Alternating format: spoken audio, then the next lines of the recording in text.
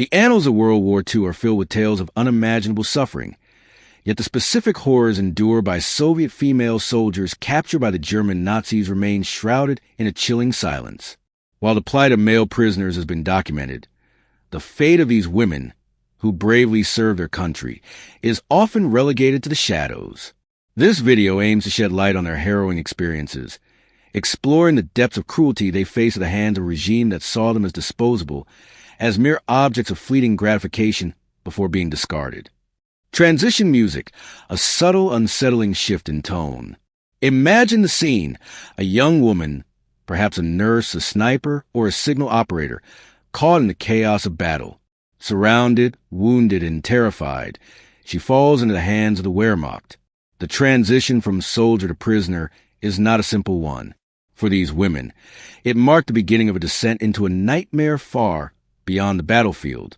The accounts that have surfaced, often fragmented and deeply traumatic, paint a picture of systematic dehumanization. An excerpt from the documentary work of Soviet writers Daniel Grant and Claudia Vilor, published in 1976, provides a stark example. A woman, barely able to stand, is beaten, humiliated, and forced into a vehicle, her every step a torment. This was not an isolated incident. This was a pattern, a reflection of the Nazi regime's contempt for human life, especially the lives of Soviet women. The reluctance to fully confront these atrocities, even in the Soviet Union, speaks volumes. For decades, the subject was taboo, too painful, too raw. The memories of survivors, if they dared to speak, were filled with unspeakable cruelty. The fear and sorrow they endured cast a long shadow, silencing their voices. We must understand that this was not a matter of isolated incidents. These were not aberrations. The sheer scale of female participation in the Soviet war effort, approximately 1 million women, including tens of thousands of officers, demands that we confront the truth. These were not just nameless victims. They were daughters, sisters, mothers, and soldiers who fought with unwavering courage. The German disregard for the Geneva Convention on the Eastern Front was a chilling manifestation of their ideology. The Soviet population, deemed subhuman, was targeted for extermination. This racial hatred fueled the brutality faced by captured women. They were often equated with partisans, labeled forest bandits, and subjected to summary execution. This was a policy of calculated cruelty, a reflection of the Nazi regime's belief in racial superiority. Archival evidence, though often incomplete, reveals the chilling reality of these orders. A document signed by Field Marshal General Gunther von Kluge, commander of the Fourth Army, explicitly stated that captured female soldiers were to be shot, not taken prisoner. This suggests a pattern of similar orders across various Wehrmacht units, a systematic policy of extermination. The early years of the war were particularly brutal. The capture of a Soviet female soldier often meant immediate death. The stories that have emerged, though fragmented, reveal the horrific nature of these executions. Accounts from Soviet soldiers who liberated areas near Moscow in December 1941 speak of finding the mutilated bodies of female soldiers, victims of unspeakable torture.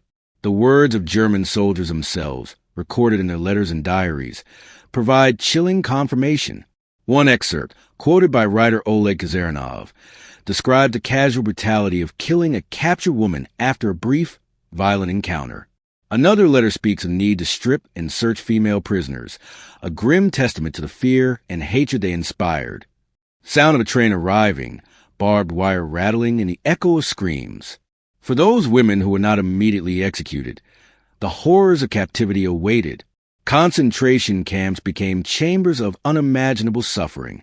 The testimony of a Soviet major imprisoned at Stutthof in 1944 reveals the systematic humiliation and torture inflicted upon female prisoners. They were stripped, photographed, and mocked. When she dared to defy her tormentors, she was met with brutal reprisal. Yet, even in the face of such overwhelming cruelty, acts of defiance emerged. At Ravensbrück, a women's concentration camp, captured nurses and doctors refused to comply with German orders. They defied forced labor, faced starvation, and endured the elements, yet they found strength in unity, singing in defiance. This act of resistance, supported by other prisoners, forced the camp commandant to back down, a rare moment of victory in a sea of despair. Ravensbrück, a specialized women's camp, became a repository of suffering. Over 130,000 women passed through its gates, including Soviet female soldiers. The conditions were designed to break the human spirit, with starvation, overwork, and rampant disease claiming countless lives. The humiliation and brutality inflicted by the SS guards added another layer of torment to their suffering. It was only in the waning days of the war, in the autumn of 1944, that a belated attempt was made to mitigate the brutality. A German decree ordered that female prisoners of war be treated similarly to men, with the exception of Jewish women and political workers, who were still to be executed. But this order came too late for the countless women who had already perished. The work of Israeli historian Aaron Schneer sheds light on the specific targeting of Soviet women. His research reveals that German doctors were shocked by the high number of virgin women among Soviet captives.